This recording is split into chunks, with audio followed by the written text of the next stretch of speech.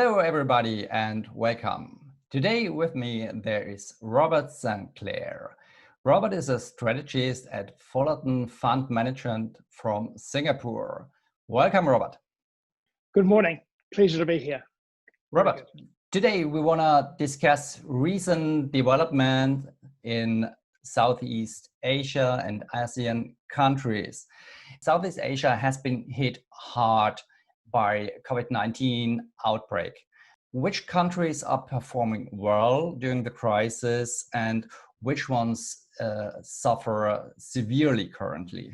Sure. I guess just as a general comment, I would say that the countries across ASEAN that are managing the COVID-19 crisis the best are those that have been able to provide the most policy stimulus, as well as containing the new infections, and also those less sensitive to export demand from the developed economies. So because China is leading the recovery, Asian trade is picking up. So ASEAN has been able to tack onto that, which has been helpful. I think that the countries that seem to be coping the best so far is Vietnam and Malaysia. They have been able to control their new cases of COVID-19 pretty well. And they are benefiting from some stronger export demand from China. Singapore is facing the additional headwind because it's very sensitive to global trade. So its GDP did fall significantly in Q2, and it's probably going to take some time to recover until the global trade demand picks up. But what is helping in Singapore's case is the huge policy stimulus that's running at around 20% of GDP at the moment. So that should help the demand side recover quite well. Countries that are still sort of lagging, I would say, is Thailand, because it is very sensitive to global tourism, or at least across ASEAN. Global tourist receipts is one of the highest percentages of GDP in ASEAN, around 14%.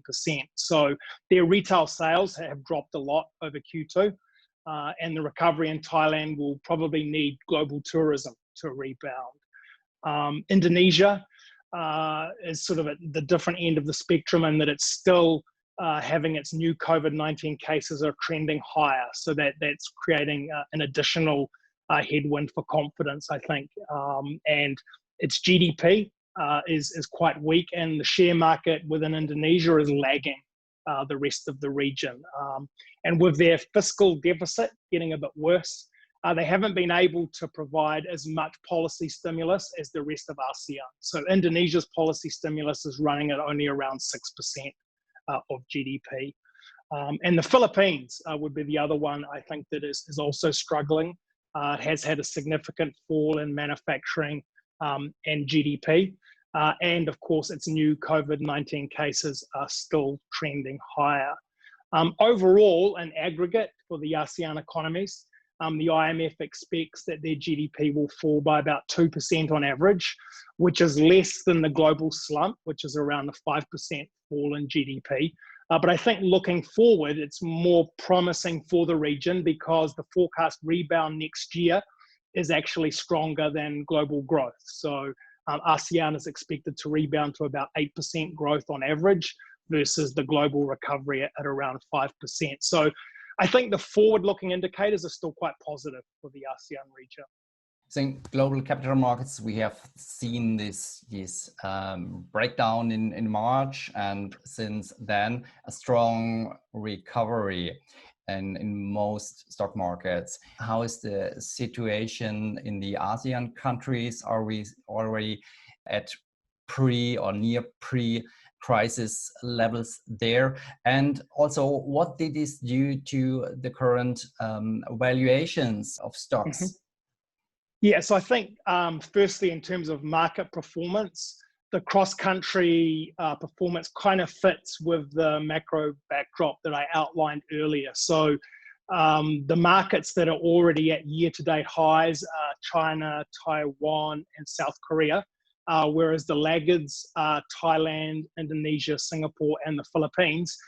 They're still down by about 10 to 20% year to date. So I think the relative performance does reflect the macro stresses that some of the countries are facing. In terms of earnings growth expectations, the slump in Asia was less than the global slump, which does fit with the GDP picture. Global earnings were down about 20%, whereas Asia is down about 10%. And that does look to be troughing at the moment, which is encouraging. So that's around $40 for this year. And the expected rebound is to about $50 next year, which I think looks broadly fair given the GDP growth outlook.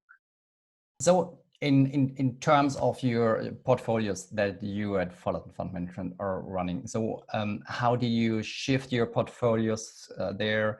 Where do you find in this outstanding situation value for your investors? Sure.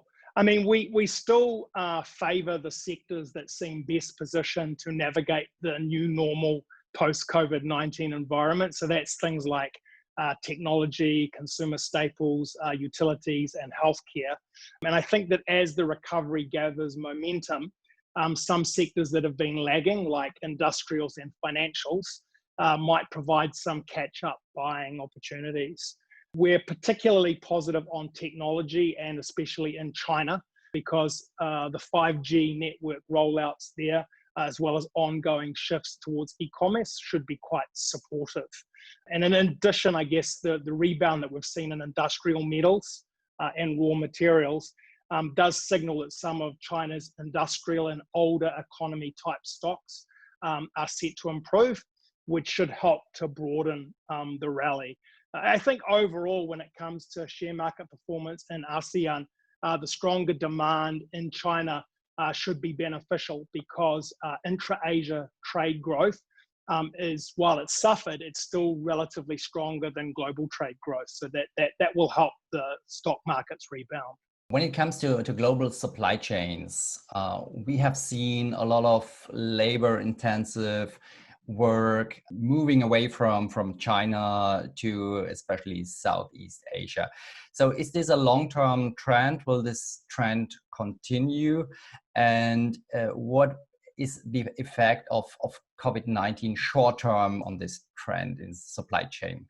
Yeah, I mean, I think that with the COVID-19 shock, it has led some companies to try and adjust their supply chains and maybe reshore up and have a bit more domestic versus international type focus.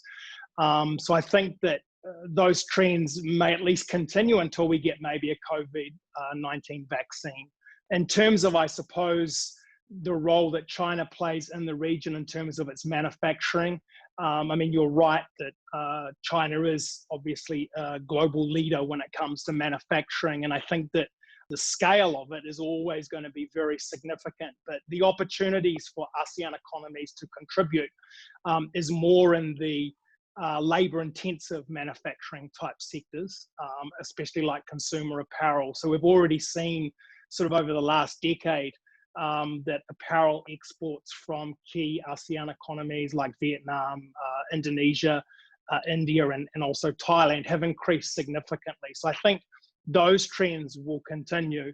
But what is still evolving is China is moving up the manufacturing value add chain more into higher tech and capital intensive type outputs. And again, I think ASEAN can benefit from that, especially economies like Singapore, in terms of making greater contributions to China's supply chain. So there is this ongoing trade conflict between the US and China, and it seems as this topic will be in the markets for a very long time. So how does this affect the outlook for ASEAN countries, and what is their position in that Cold War of technology between China and the US? Yeah, I mean, I think the key geopolitical risk to Asia is, of course, the deterioration in the US-China relationship. And I guess the key uncertainty is how the actions of both sides might change going forward. So you're right that we've already seen a lot of actions on the trade front. I think that maybe that could be settling down a little bit because from at least the US perspective, their trade deficit with China has improved quite significantly.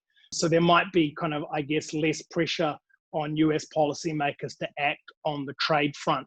But I think the bigger uncertainty is what actions may be taken against China in terms of technology and global market access and things like that. So if things were to deteriorate in that direction, then it would create a headwind for China's companies to continue to grow their global market share.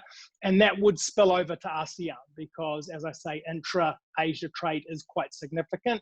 And ASEAN does make significant contributions to China's supply chain to the Western economies. So it is certainly a risk that we are monitoring.